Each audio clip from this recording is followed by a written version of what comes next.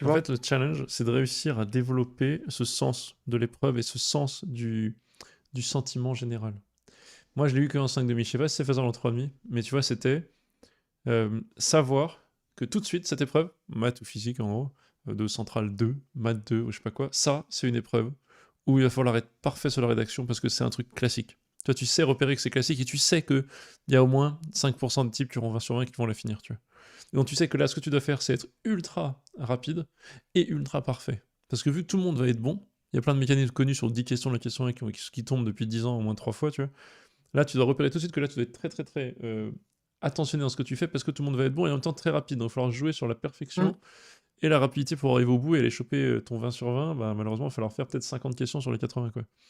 Par rapport à une autre épreuve, et ça, moi, je l'ai vécu avec Mine Math 2 PC 2010 en 5,5. J'ai vu l'épreuve avec l'habitude donc, du mec qui avait cubé, donc l'habitude du recul des épreuves. Je l'ai vu et tout de suite, j'ai senti que celle-là, elle allait faire mal. Elle était dure, tu vois. C'était beaucoup plus dur que ce qui tombait d'habitude. Et je me suis dit, sur les 3 parties, si je veux faire tout bien, je passe en mode stratégie, je fais tout bien, tout propre, etc. Je sais que tout le monde est en train de souffrir. Je vais faire mes trucs. Et j'ai été doucement. J'ai fait une partie et un tiers, 16 sur 20, tu vois. C'est-à-dire que le mec qui a eu Ouais, 20, il a dû faire les 2 parties sur 3. Moi, avec une ouais. partie et un tiers, 16. Je fais, oh, ok. Mais ça, je l'avais déjà senti. C'était l'expérience du 5,5. Donc, si vous êtes en cube ou même en spé, développer ça, ce sentiment de oula, ça c'est une où je dois recourir et foncer. Et en fait, savoir, pas être en fait. Toi, quand tu dis des fois, faut changer d'état mental, c'est vrai. Mais ça peut être rude si tu te rends compte qu'en fait, ça, c'est une épreuve facile où tout le monde va gratter, tu vois. Faut quand même aussi être. Faut réussir à avoir les deux. Alors, être. En fait, tu veux avoir développé assez d'automatisme sur des grandes parties pour ne pas être dans la situation où tu te rends compte que c'est une épreuve qui devrait être facile et toi, t'es pas dans la facilité. Et donc, t'as un peu les deux. Ouais. T'as celle qui est difficile qu'il faut sentir. Et là, tu prends ton temps et c'est pas grave. La rédaction, on s'en fiche, parce que vu que personne fera la question 4B, si toi tu l'as fait, t'auras les points et c'est ça qui donnera une bonne note. Mmh. Et à l'époque, ça a marché. C'est dur, mais ça viendra avec l'entraînement parce que je lui ai dit, à mon élève, je lui ai dit: «Là, on est très, très tôt». En fait, finalement, je lui ai dit: «Là, vous passez les épreuves de mine-pont dans les pires conditions qui existent, parce que c'est celles qui correspondent au fait que vous êtes familière avec absolument aucune notion classique». Je lui dis: «La probabilité pour que ça se produise à une autre épreuve mine-pont à l'issue de je sais pas combien de sujets d'anal est infime». Mais peu importe, justement, ça vous donne l'occasion de voir qu'est-ce que ça donne quand vous êtes familière avec rien, de voir que vous pouvez quand même repérer des questions faisables, que tout ça, ça se développe au fur et à mesure et comme tu dis, il y a un sens à développer, de savoir quand est-ce que tu t'arrêtes dans une période de recherche, de savoir, combien de temps tu passes à la lecture du sujet, qu'est-ce que tu vois? Tout ça, c'est des choses qui s'affinent, il y a pas de recette universelle, ça se saurait, mais c'est des Ouais. considérations qu'il faut avoir dès le début, tu vois? Et c'est pour ça que c'est le tu vois? Là, je te fais un pitch, tu sais? Tu entendu la voix de l'entrepreneur? «Et c'est pour ça que c'est les ingrédients principaux que j'ai mis dans ma formation sur les épreuves écrites, Ars Crimandit», c'est le mec qui s'enflamme. Bah! Attends, enflamme-toi, allez voir ces formations, elles sont incroyables. Elles sont vraiment carrées pour les Ah élèves moi, de je vais lui prépa. offrir du coup, je vais lui offrir à Valentine cette formation-là. Ah, très bien. Parce que je me retrouve en fait à répéter toujours un peu les mêmes conseils et je lui dis en fait le plus tôt elle a en tête enfin une bonne partie des paramètres qui vont être des facteurs de sa performance dans l'épreuve écrite, le plus tôt elle peut chercher à les développer. Tu vois ce que je veux dire?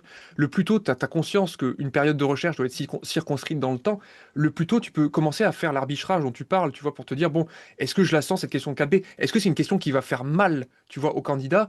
Et tu vois, il faut avoir ça en tête, en fait. Il faut déjà avoir lu des rapports de jury, par exemple, pour savoir qu'il y a pas mal de questions où tu peux avoir des points sans la traiter totalement, la question. Parce qu'en Ouais. fait, si la question est facile, la discrimination, c'est celui qui l'a fait parfaitement versus celui qui l'a fait pas parfaitement. Mais si la question est ultra dure, le facteur discriminant, il est pas là.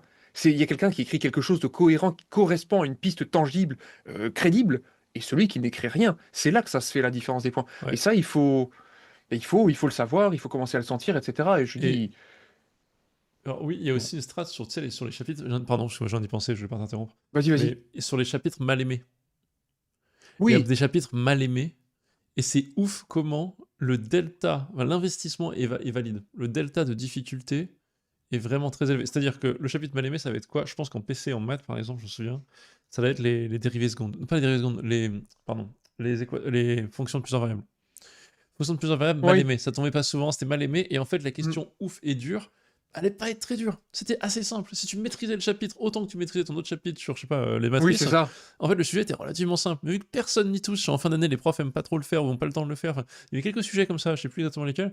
Les profs n'ont pas le temps. Meilleur investissement. Parce que quand tu tombes dessus, si tu dis, moi, il trouve que ça, je maîtrise et je connais, tu déroules. Le delta de difficulté est Ouais. très très élevé. C'est vraiment pas si pas si compliqué, c'est juste que tout le monde est nul, personne l'a appris, tout le monde a fait «Oh c'est bon, je fais une croix, j'ai pas le temps» et toi tu déchires tout. Après bon, il faut il faut tomber dessus, mais il y en avait quelques-uns comme ça. Quelqu'un dit: «Les Ouais, suites de mais fonctions». Non, surtout pas, ça tombe tout le temps. Pardon, c'est J'en horrible. ai parlé justement, j'en parle à la fin de cette formation sur l'épreuve écrite, sur justement les stratégies de révision, parce qu'il est bien question de stratégie, tu vois, Ouais, de savoir effectivement est-ce que ça vaut le coup de faire des impasses ou pas. Et surtout, en fait, toi, ce que tu dis sur cette affaire de chapitre mal aimé, c'est qu'en fait, il faut avoir un kit de survie fiable. ouais, Tu vois ce que je veux dire? Peut-être que maîtriser 100% du chapitre, c'est pas crédible parce que peut-être tu n'auras pas le temps, mais le cœur du chapitre, le truc de base, ça, savoir bien le faire, ça te prend peut-être 20-30% du temps qu'il t'aurait fallu pour tout maîtriser.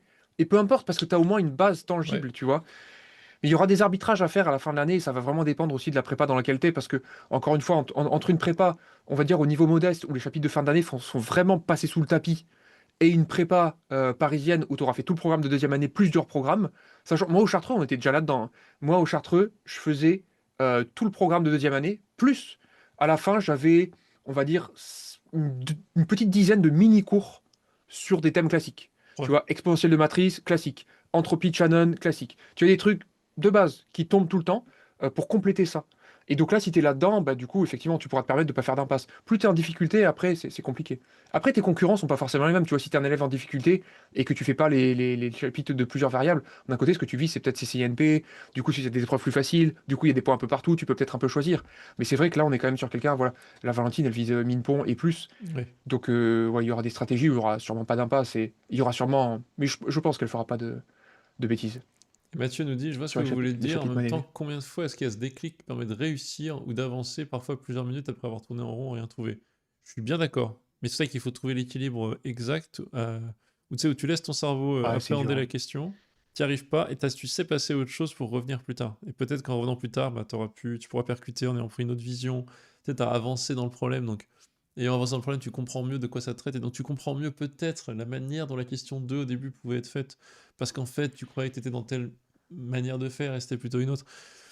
Donc ouais, c'est pas faux, mais justement, ça veut pas dire qu'il faut juste foncer et s'arrêter, hein, mais il faut peut-être savoir aussi aller commencer la partie 2. C'est... Ouais, Ouais, ouais. Puis après, il y a aussi de la méthodologie à mettre en place pour toi, pour rentrer dans une question. Moi, ce que j'appelle rentrer dans une question, c'est vraiment. Je trouve que au début, il y a souvent beaucoup de précipitation à vouloir répondre au truc. ouais, Alors que tu devrais laisser ton esprit dans un truc un peu plus vaporeux, où tu vas chercher des idées connexes déjà. Pas chercher à répondre, juste te dire, ah oui, tiens, ça ressemble un peu au résultat qu'on a démontré à la question 3. Tu vas le rapatrier, tu vas le mettre à côté, tu vois. Tu prépares tes ingrédients, tu vois ce que je veux dire? Tu vas pas mettre le feu sous la poêle, pleine bourre, allez, 12 sur 12, c'est parti, mon gars, on fait chauffer. Non, prépare tranquillement et savoir aussi, peut-être, avoir de la discipline quand tu as deux idées ou trois qui te viennent plutôt que de te ruer sur la première. Tu vois, laisser encore se dire, bon, si c'était pas ça, ça pourrait être quoi? Ok, ouais, ça pourrait être ça, je le note vite fait. Ok, bon, moi je pense que c'est ça, donc je vais le faire. Mais tu vois, il y a pas mal de choses mais qui vont venir aussi des erreurs que tu fais. Tu vois, le fait d'avoir une idée en tête, de te ruer dedans, de passer 10 minutes à faire des trucs techniques, et tu te dis, putain, mais qu'est-ce que j'ai été con. Et en fait, il y avait une piste dès le départ, mais c'est juste que j'ai eu tellement. Et ouais, ça vient du stress, ça vient des émotions. En fait, t'es tendu, t'es stressé. Donc tu te dis, il y a la question, tu sens qu'elle résiste, comme il y a un bouchon, le bouchon saute, et bah, la pression part d'un seul coup. Et toi, t'es tellement soulagé d'avoir trouvé quelque chose à écrire que ça y est, tu commences à faire du calcul. Non, il faudra arriver aussi à se discipliner au niveau des émotions. En fait, il va falloir reconnaître le schéma, tous les schémas euh, émotionnels qu'il y a. Il va falloir les reconnaître pour y trouver des antidotes et arriver à te discipliner. Ça fait partie de la performance pour moi. Alors ça, j'en ai pas du tout parlé, mais je voulais faire une formation là-dessus, justement, tu vois, sur tout ce qui est le mental autour de l'épreuve écrite, même l'épreuve orale. Il y a tellement de choses qui te traversent et qui sont liées à des... Ouais, t'es stressé, t'as peur, donc tu vois une solution, paf, tu fonces. Bah non, en fait. Et ça, je suis- c'est dur, c'est dur. c'est dur et... Alors, un truc que tu peux faire pour être sûr de foncer, moi je pense que c'est très bien, enfin, en tout cas si ton cerveau est préparé et si ton apprentissage de cours est préparé, c'est de prendre l'épreuve, ça marche pour n'importe qui a des DS, hein, ça marche pour les concours bien sûr, mais ça marche pour les DS en première année aussi, c'est d'en fait repérer, moi je viens de faire ça en physique beaucoup, mais en maths ça marche aussi, repérer dans tout le sujet que tu parcours en entier au tout début, s'il n'y a pas, tiens, des trucs qui sont des tunnels, tu vois, du genre, là je repère qu'il y a, je me souviens en mécanique des fluides en PC par exemple, tu repères qu'il y a un espèce de système ouvert. Et un système ouvert, il faut faire attention à un système que tu prends avec un T plus DT, avec une masse plus DM. Et hop, tu repères ce truc où tu sais que l'ensemble des fonctions, enfin l'ensemble des étapes, il y a 8 étapes, ça va être prendre un petit DX, un petit DM avec la raw densité machin, le gaz qui s'échappe de la fusée petit à petit, et tu sais que c'est système ouvert. Tu sais que ça, tu l'encadres en vert avec ton stabilo au jour de l'épreuve, tu fais ça, tunnel. Hop, truc d'après, je repère un autre tunnel. Tu sais, genre, des trucs où tu sais que ça va être ça, et c'est central ou les mines, donc en fait, ils vont te le faire détailler en 6 fois. Et toi, normalement, tu l'as préparé Ouais, comme un ouf et tu sais faire les étapes 1 à 6, même si on te le décrit pas, ouais, tu vois. ouais, exactement. Ça, tu Ça, les c'est connais. la Si tu sais les détecter, préparation c'est idéale. ouf. Mais oui. Et ceux-là, Ouais, ils ouais, ouais, existent et ils ouais. te permettent de te dire, ah, c'est bon, Ah ouais, il y en j'avance a sur des des trucs. tunnels. Donc, détecter les tunnels, entre guillemets, enfin, ces méthodes clés, c'est quand même un bon truc, quoi. Ça peut aider à casser l'angoisse de la page blanche. Et moi, c'est là-dessus que j'essaie d'encourager tous les élèves à bosser pas mal, quoi. Si vous avez ça, ça débloque. Alors